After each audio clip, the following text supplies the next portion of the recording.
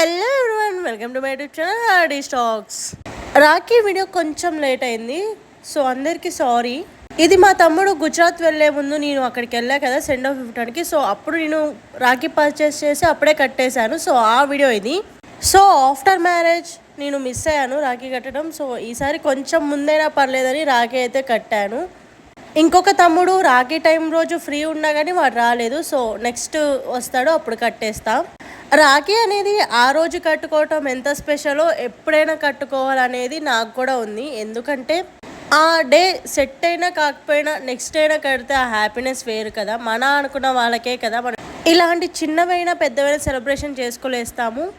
So అందుకనే pure హార్ట్తో ప్యూర్గా మా తమ్ముడికైతే నేను రాఖీ కట్టేశాను.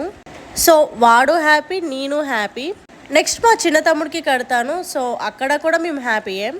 నా వరకు ఆ ఒక్కడే చాలా స్పెషల్ చేసేసి చాలా ప్యాంపరింగ్ చేయటం రాదు.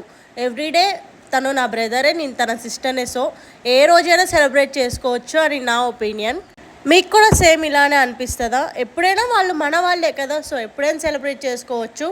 అండ్ మీరు రాఖీ ఎలా సెలబ్రేట్ చేసుకున్నారు?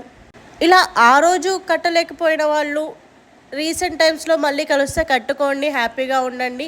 అండ్ చిన్న చిన్న ఇష్యూస్ ఉన్నా కానీ క్లియర్ చేసుకోండి. మీ వాళ్ళతో మీరు హ్యాపీగా టైం స్పెండ్ చేయండి. ఎందుకంటే ఉన్నది చిన్న లైఫ్ కదా. సో నాకు ఓన్ అనేవాళ్ళు ఎవరు లేరు, ఉన్న వాళ్ళనే ఓన్ అనుకుంటున్నా.